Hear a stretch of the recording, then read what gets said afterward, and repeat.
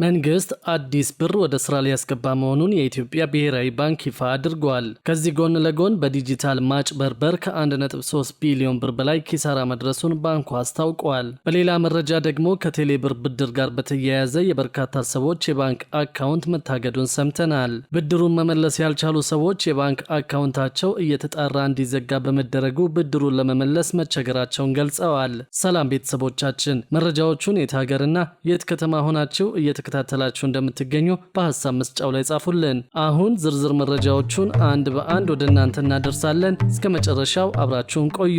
ከቴሌ ብር ብድር ጋር በተያያዘ የበርካታ ሰዎች የባንክ አካውንት መታገዱን ሰምተናል። ብድሩን መመለስ ያልቻሉ ሰዎች የባንክ አካውንታቸው እየተጣራ እንዲዘጋ በመደረጉ ብድሩን ለመመለስ መቸገራቸውን ገልጸዋል። ከቴሌ ብር ብድር ወስደው ካልመለሱ ሰዎች ጋር በተያያዘ ውሳኔ ሊሰጥ መሆኑን ኢትዮ ቴሌኮም ከሰሞኑ ይፋ አድርጎ ነበር። በዚህም መሰረት ለተበዳሪዎቹ በአጭር ጽሑፍ መልእክት ማስጠንቀቂያ ሲያደርሳቸው መቆየቱ የሚታወቅ ነው። የኩባንያው የሕግ ጉዳዮች አስተዳደር የስራ ክፍል በቴሌ ብር ብድር ወስደው ያልመለሱ ደንበኞችን በሚመለከት ባስተላለፈው የማስጠንቀቂያ ጽሑፍ የወሰዱትን ብድር የማይመልሱ ደንበኞችን በሕግ አስገዳጅነት እንደሚያስከፍል ማስታወቁ ይታወሳል። ብድር ወስደው ያልመለሱ ደንበኞችን በሕግ የመጠየቅ ሂደት ውስብስብ እንደሚሆንም ተገልጿል። ከኢትዮ ቴሌኮም በቴሌ ብር መተግበሪያ ብድር ወስደው ያልመለሱ ደንበኞችን በሕግ የመጠየቅ ሂደት ከደንበኞች ቁጥር አኳያ ውስብስብ እንደሚሆን የሕግ ባለሙያዎች ቢገልጹም ኩባንያው ግን እርምጃዎችን መውሰድ መጀመሩን ደንበኞች ገልጸዋል። ይህንን መሰረት በማድረግ ከቴሌ ብር ብድር ጋር በተያያዘ የበርካታ ሰዎች የባንክ አካውንት መታገድ መጀመሩን የታወቀው ደንበኞች የባንክ ሂሳባቸውን እንዳያንቀሳቀሱ እንደተደረጉም ገልጸዋል። በተለይም የባንክ ሂሳባቸውን ከፋይዳ መታወቂያ ጋር ያስተሳሰሩና የኢትዮጵያ ንግድ ባንክ ደንበኞች የሆኑ የቴሌ ብር ብድር ተበዳሪዎች እገዳ እየተጣለባቸው መሆኑ ተነግረዋል። ብድሩን መመለስ ያልቻሉ ሰዎች የባንክ አካውንታቸው እየተጣራ እንዲዘጋ በመደረጉ ምክንያት ያለባቸውን ብድር ለመመለስ መቸገራቸውን ደንበኞቹ ገልጸዋል። በጉዳዩ ዙሪያ ኢትዮ ቴሌኮምም ሆነ የኢትዮጵያ ንግድ ባንክ እስካሁን ድረስ ምንም አይነት አስተያየት አልሰጡም። ከዚህ ቀደም ዋነኛ ትኩረቱን የሲም ካርድና የቴሌ ብር ብድርን ከፋይዳ መታወቂያ ጋር የሚያስተሳስር አዲስ አሰራር ተግባራዊ መደረግ መጀመሩ የሚታወስ ነው። የተንቀሳቃሽ ስልክ ሲም ካርዶችንና ተያያዥ የቴሌኮም አገልግሎቶችን ከፋይዳ ብሔራዊ መታወቂያ ጋር በማስተሳሰር ተገልጋዮች ከቴሌ ብር የሚወስዱትን ብድር በአግባቡ እንዲመልሱ የሚያስገድድ አሰራር መተግበር መጀመሩን ብሔራዊ መታወቂያ ፕሮግራም አስታውቀዋል። አዲሱ አሰራር የቴሌ ብር ብድራቸውን ላለመክፈል ሲም ካርድ የሚጥሉ፣ ሲም ካርድ የሚቀይሩና የቴሌ ብር አገልግሎቶችን የሚያቋርጡ አንዳንድ ግለሰቦችን ህገወጥ ተግባር እንደሚያስቆም ታምኖበታል። የብሔራዊ መታወቂያ ፕሮግራም የባለድርሻ አካላትና ኮሚኒኬሽን ዳይሬክተር አቶ ሳሚናስ ሰይፉ እንደገለጹት ፕሮግራሙ በተያዘው በጀት ዓመት ከሌሎች አገልግሎቶች በተጨማሪ በቴሌኮም ዘርፍ ላይ በስፋት ይሰራል። አቶ ሳሚናስ የቴሌኮም ዘርፍ ላይ እየተሰጠ ያለው ብድር አነስተኛ መሆኑን አንስተው አገልግሎቱን ከፋይዳ ጋር ማያያዝ አሁን ካለው አቅም በላይ እንዲጨምር እንደሚያግዘው ገልጸዋል። ይህ አዲስ አሰራር የብድር አገልግሎቱን በፍጥነት ወደ ስራ እንዲገባ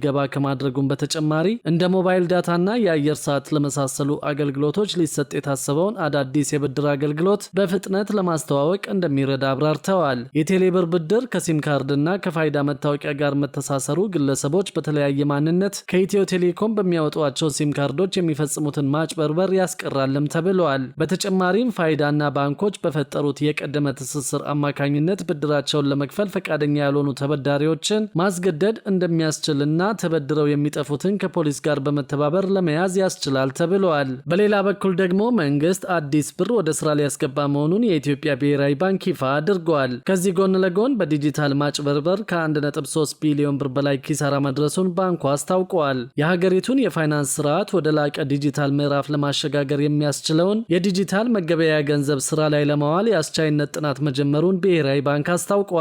ጥናቱ የሚደረገው ዲጂታል ብር በተሰኘ የዲጂታል መገበያያ ገንዘብ ላይ መሆኑን ያገኘነው መረጃ ያሳያል። ባንኩ ሰሞኑን ይፋ ባደረገው መግለጫ ይህ ጥናት የዲጂታል ኢትዮጵያ 2025 ግብን ዳር ለማድረስና የገንዘብ ዝውውርን ይበልጥ ቀልጣፋ ለማድረግ ያለመ መሆኑ ተገልጿል። የብሔራዊ ባንክ ገዢ ዶክተር ኢዮብ ተካልኝ ስራው ገና በሙከራ ላይ መሆኑን አጽንኦት ሰጠው ምን ማለት እንደሆነ በትክክል አናውቅም፣ ነገር ግን በእርግጠኝነት ማጥናት አለብን ሲሉ አስረድተዋል። ዲጂታል ብር ከመደበኛው የወረቀት ብር ጋር እኩል ዋጋ ኖሮት እንደ ተጨማሪ አማራጭ የሚያገለግል መሆኑ የተገለጸ ሲሆን በብሔራዊ ባንክ ዋስትና የሚሰጠው የኤሌክትሮኒክ መገበያያ ገንዘብ ይሆናል ተብሏል። ባንኩ በጥናቱ የሳይበር ደህንነት፣ የግል መረጃ ጥበቃና ለዲጂታል ክፍያ የሚያስፈልጉ የህግ ማዕቀፎችን ማዘጋጀት ትኩረት የሚሰጣቸው ቀዳሚዎቹ ጉዳዮች መሆናቸው ተመላክቷል። ተመላክቷል። ከዚህ ጎን ለጎን በዲጂታል ማጭበርበር ከ1.3 ቢሊዮን ብር በላይ ኪሳራ መድረሱን ብሔራዊ ባንክ ይፋ አድርጓል። በኢትዮጵያ በዲጂታል ማጭበርበር 1.3 ቢሊዮን ብር ኪሳራ መድረሱን፣ የሳይበር ጥቃት ሙከራዎችን በ115 በመቶ ማደጋቸውን የኢትዮጵያ ብሔራዊ ባንክ ይፋ ያደረገው የሀገራዊ ዲጂታል ክፍያዎች ረቂቅ ስትራቴጂ ሰነድ አመላክቷል።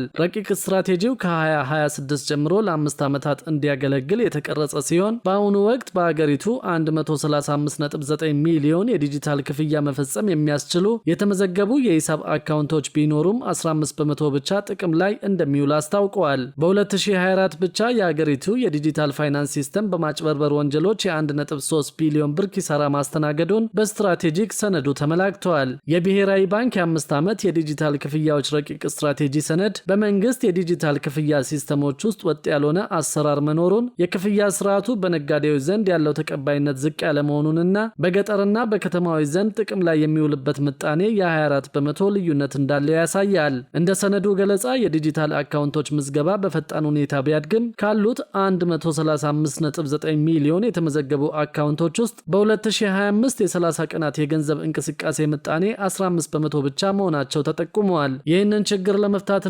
ተጠቃሚዎችን ወደ ቋሚ ተጠቃሚነት ለማሸጋገር የደንበኞችን ፍላጎት ከፍ የሚያደርግ ዋጋ ያላቸው ስትራቴጂዎችን በአፋጣኝ መዘርጋት እንደሚያስፈልግም ገልጸዋል። የብሔራዊ ባንክ ረቂቅ የስትራቴጂ ሰነድ በአገሪቱ ሰፊ የሆነ የዲጂታልና የፋይናንስ ስርዓቶች አጠቃቀም እውቀት ማነስ የክፍያ ስርዓቱ በሚፈለገው መጠን ጥቅም ላይ እንዳይውል ዋነኛ እንቅፋት መሆኑን የሚያብራራ ሲሆን በዚህም ምክንያት በኢትዮጵያ ካሉት ሴቶች 66 በመቶ እንዲሁም ከወንዶች 60 በመቶ ያክል የሞባይል ገንዘብ የክፍያ አገልግሎቶችን እንደማይጠቀሙ ጠቅሷል። ረቂቅ ሰነዱ በ2030 ዓመታዊ የዲጂታል ክፍያዎች ለጥቅል ሀገራዊ ምርት ጂዲፒ ያላቸውን አስተዋጽኦ አሁን ካለበት 82 በመቶ ወደ 750 በመቶ የማድረስ እቅድም ይዟል።